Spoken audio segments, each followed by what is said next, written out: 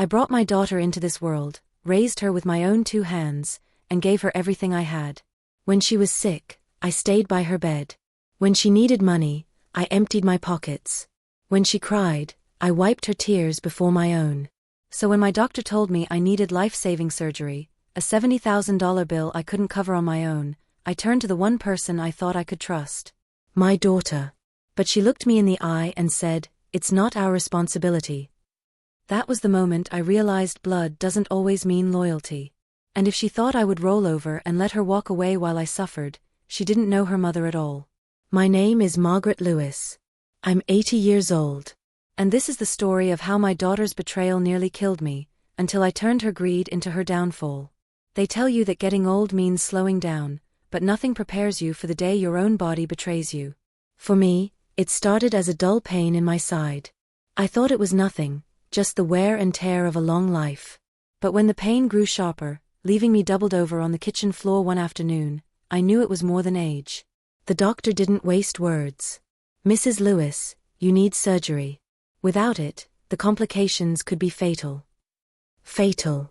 The word sat heavy in my chest. I asked about the cost, though I already dreaded the answer. $70,000. My insurance barely scratched the surface. My savings, well, most of it had gone over the years to help my children when they needed it. Still, I wasn't afraid. Not yet. Because I had family. I thought of my daughter, Stephanie. She was 42, with a good job at a tech company, a husband who ran his own accounting firm, and 2 teenage kids. They lived in a big house in the suburbs with a pool and a new car every couple of years. Surely, I thought, she'd help. Surely, after all the years I'd spent breaking my back for her, she wouldn't turn me away. That evening, I called her. She answered on speakerphone, her voice sharp. "Mom? Everything okay?" I hesitated, then told her the truth. "Sweetheart, the doctors say I need surgery. It's expensive. $70,000. I don't have it. I was hoping." Silence.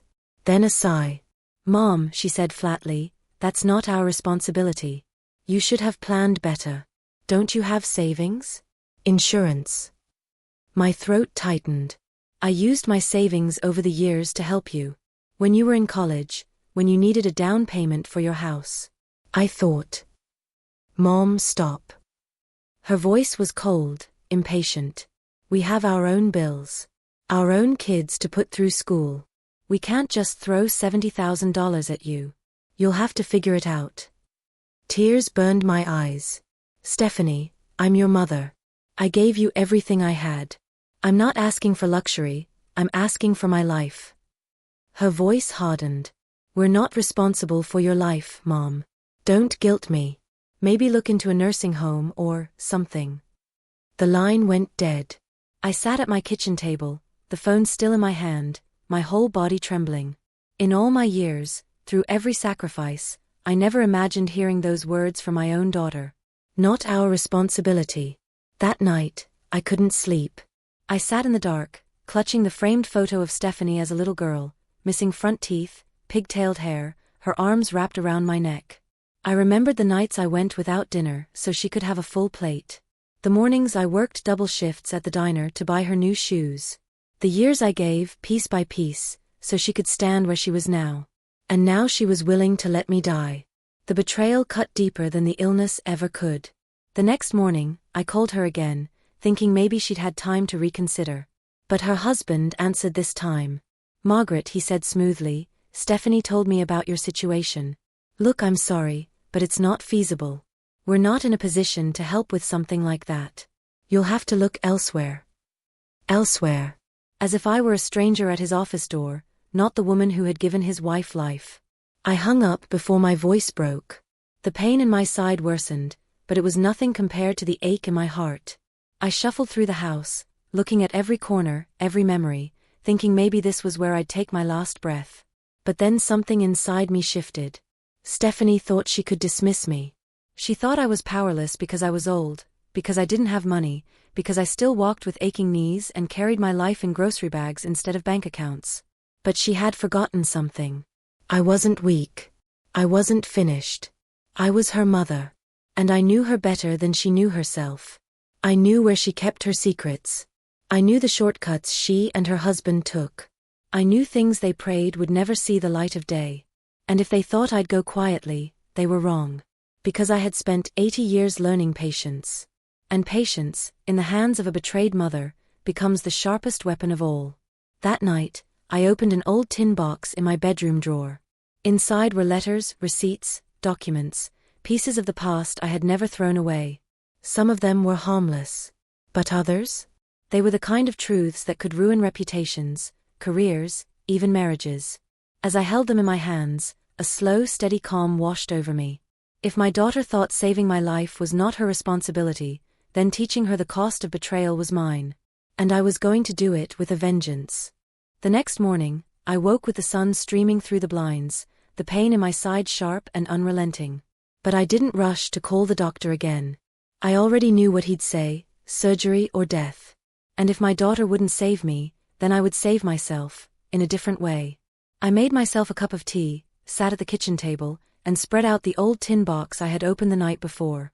Inside were decades of memories, faded letters from Frank, my late husband, old report cards from Stephanie's school days, receipts I had kept out of habit. And mixed in among them were things I had almost forgotten, things I never thought I'd need, but now realized were worth more than money. One envelope contained a hospital bill from years ago, when Stephanie had broken her arm in college. She was 20 and thought she was invincible. I remembered how I'd rushed across town, signed every paper, and paid the balance she couldn't afford. I had put it on my credit card, working months of extra shifts at the diner to cover it. $70,000 then was impossible, but back then, she didn't think twice about me stepping up. I set the paper aside, my lips tightening. Another folder held copies of checks I had written over the years.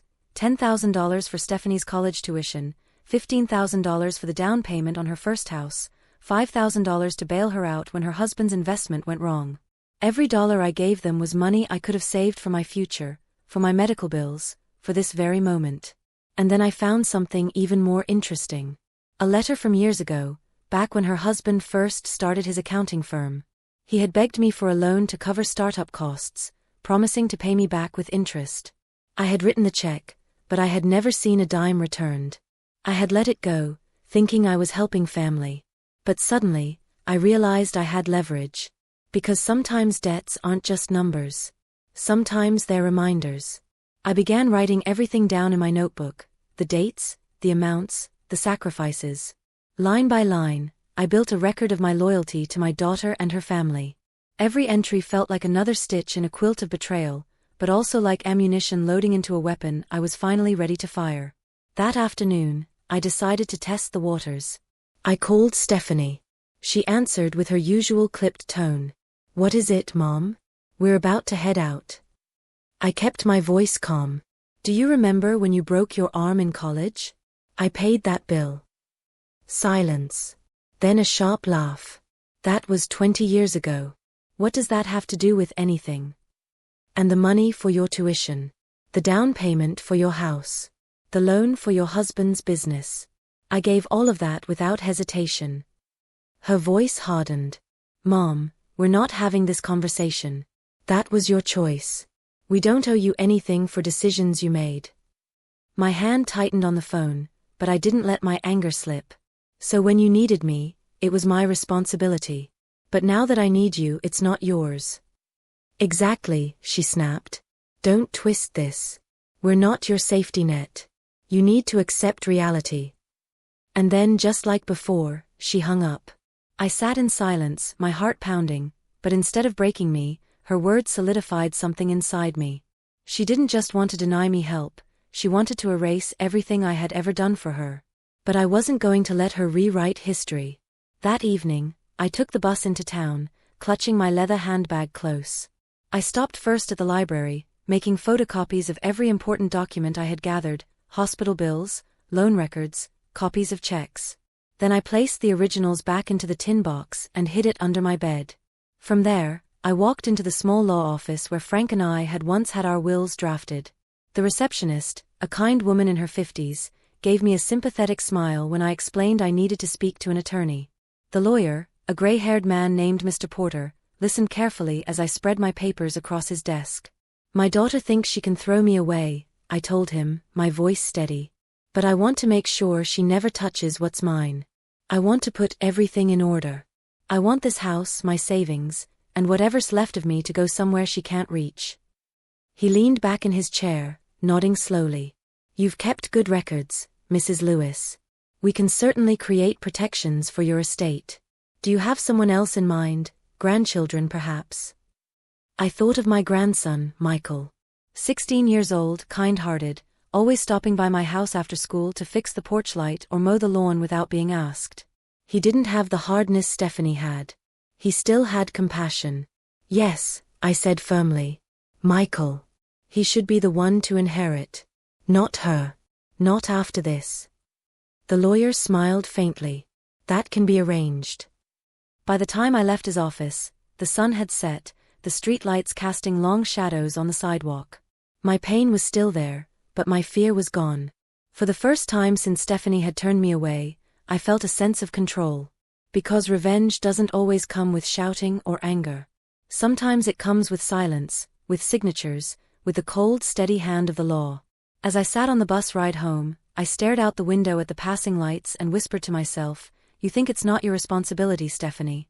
But you'll soon learn, your irresponsibility will cost you everything you thought was yours. That night, I tucked my notebook under my pillow, my heart steady. This wasn't just survival anymore. This was war. The following weekend, Stephanie called me, not to check on my health, but to brag. We just bought a new car, she chirped over the phone. A luxury SUV. Fully loaded. You should see it, Mom. It's beautiful. The kids love the leather seats, and David's thrilled with the sound system. I sat in my armchair, the phone pressed against my ear, my side aching with every breath. My surgery date loomed closer, and the numbers on the hospital paperwork still made my chest tighten. 70,000. But here was my daughter, celebrating leather seats and sound systems. That must have been expensive, I said quietly. She laughed. Oh, don't worry, we've got it covered. Payments are high, but what's money if you don't enjoy it, right? I nearly dropped the phone. What's money if you don't enjoy it? For me, money had always been survival. Every penny I'd ever earned was stretched, folded, and handed over for her benefit. And now, when my life depended on it, she had decided I wasn't worth the cost. When the call ended, I sat staring at the silent phone for a long time. Then I rose slowly, went to the closet, and pulled out the tin box again. Inside were not just memories, but ammunition. Receipts of the down payment I had given them. Old letters where David begged for help with his business loan. Copies of checks I had written when they wanted a vacation they couldn't afford. Each page was a piece of evidence, not of generosity, but of debt unpaid. And I intended to collect.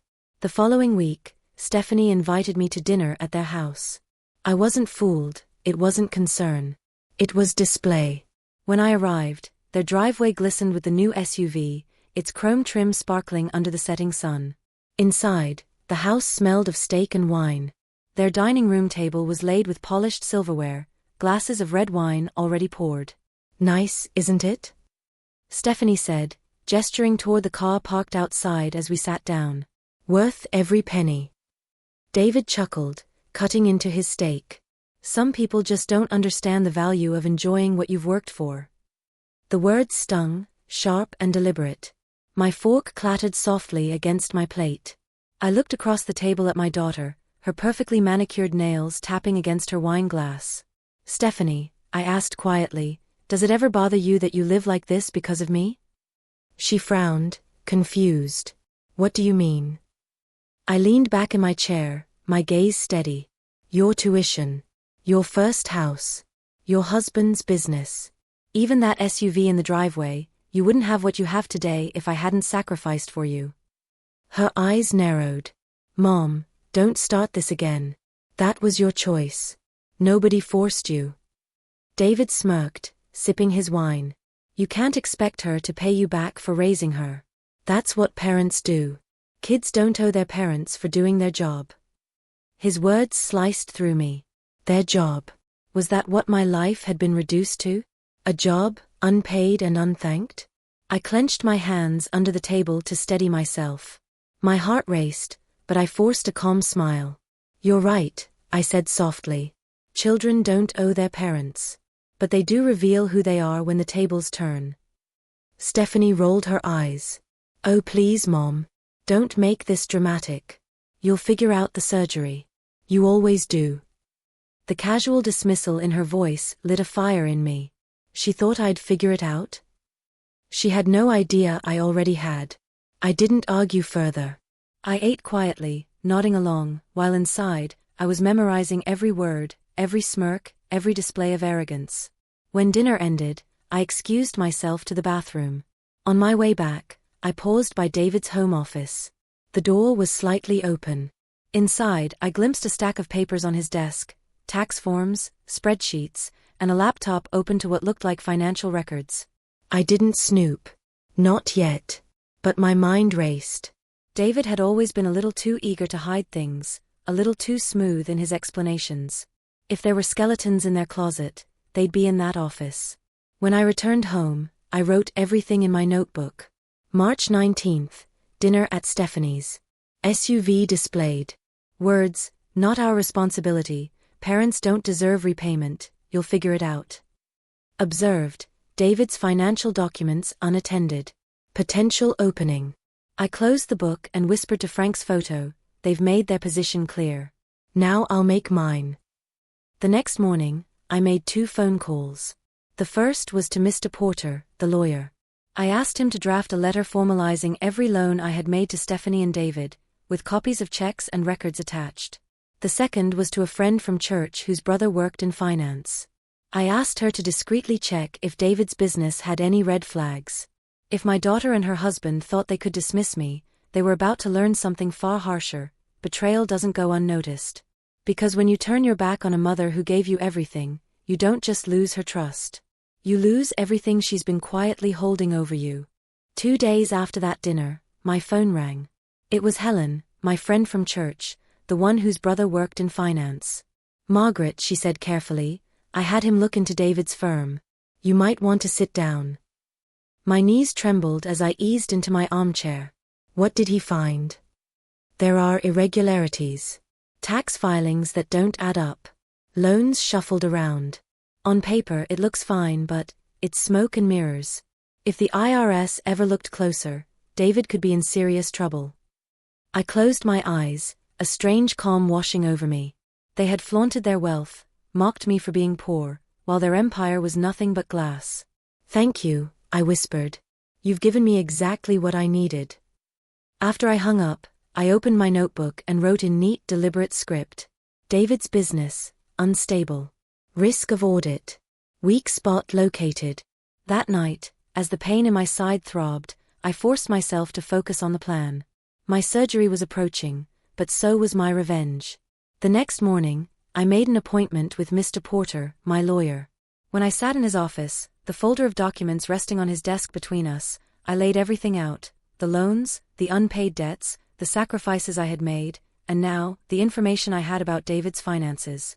I want this recorded, I told him firmly. Every cent I gave them, every time I bailed them out. If they think they can dismiss me, then I'll remind them exactly how much of their success was built on my back. And if necessary, I want leverage strong enough to crush them legally. He studied me for a moment, then nodded. You're not a woman to be underestimated, Mrs. Lewis. I'll prepare everything you need. Leaving his office, I felt lighter, even as my body ached. But Stephanie and David weren't done flaunting their arrogance. That weekend, they invited me again, this time for what they called a family brunch. I suspected their real reason was to parade their lifestyle one more time, to remind me of my place. When I arrived, their dining room table was covered in pastries, smoked salmon, sparkling orange juice. Stephanie greeted me in a new designer dress, David in a crisp tailored shirt. See, Mom, she said brightly, gesturing to the spread. We're doing fine. You don't need to worry about us. The words twisted in my chest. I don't need to worry about them. As if I ever had. As if my life hadn't been spent doing exactly that. As we ate, David launched into a story about landing a new client, boasting about the contracts his firm was handling. Stephanie laughed, sipping her mimosa. David's brilliant with numbers. Nobody could ever catch him off guard. I hid my smile behind my coffee cup. If only she knew. After brunch, while everyone relaxed in the living room, I excused myself quietly. This time, I didn't just glance into David's office, I stepped inside. The desk was littered with papers. I scanned quickly, my eyes falling on a folder marked projections. Inside were notes scribbled in David's messy handwriting: shortfall, restructuring, high-risk clients. My pulse quickened as I realized just how fragile his empire was.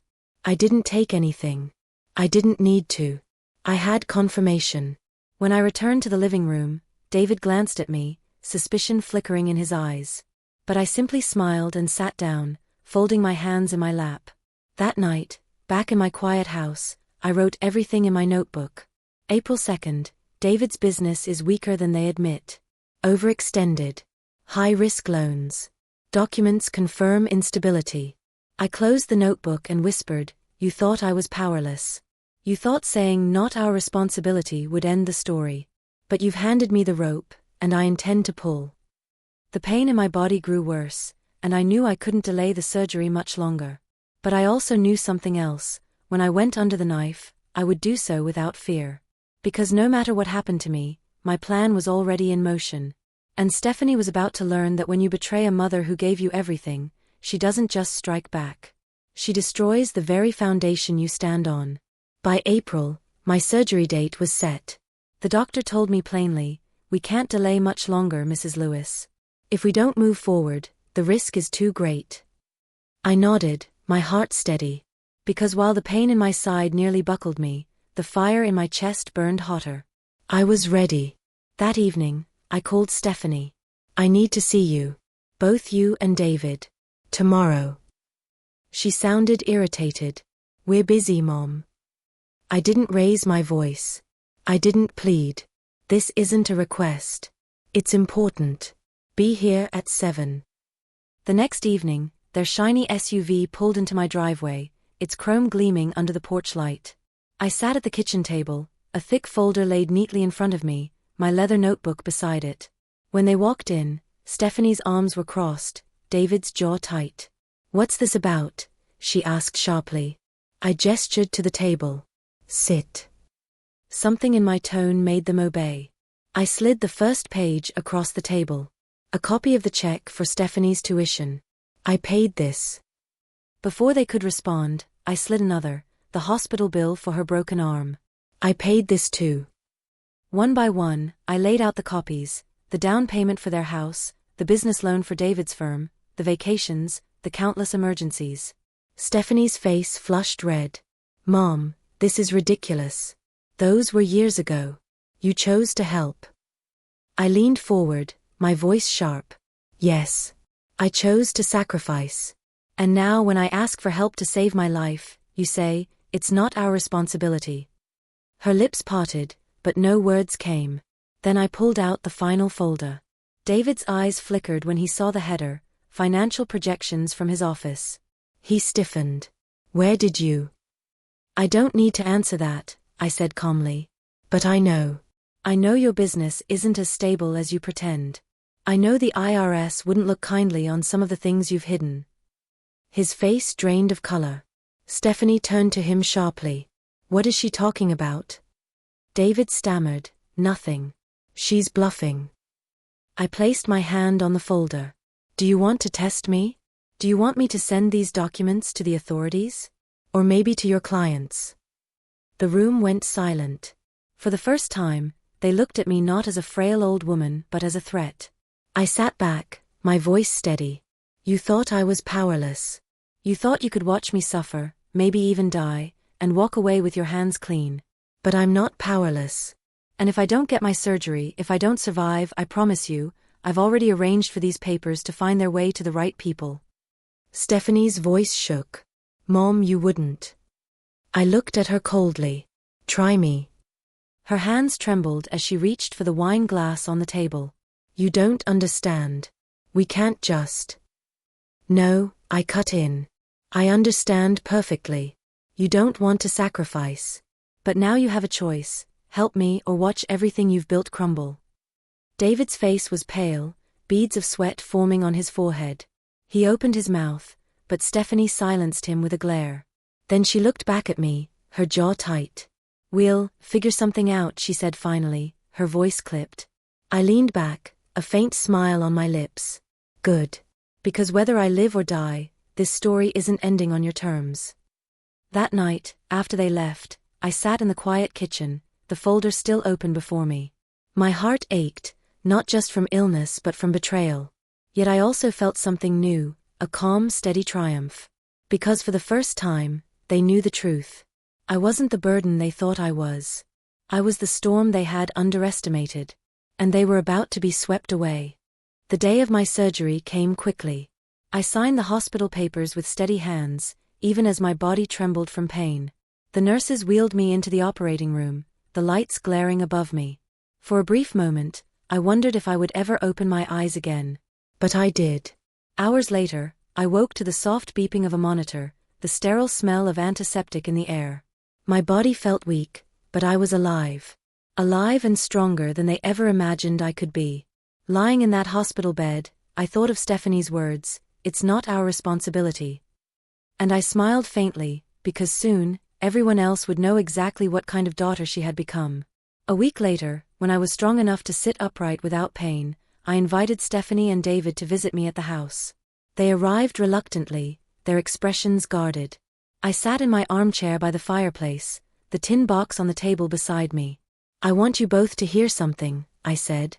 I pressed play on a small recorder I'd set up during our last meeting. Their voices filled the room, Stephanie dismissing my sacrifices, David mocking me, their cold refusal to help. Every cruel word rang out, undeniable. Stephanie's face drained of color. "You recorded us?" "Yes," I said simply. "And that's not all. The letters, the checks, the records of every dollar I gave you, they've already been copied and sent to a lawyer.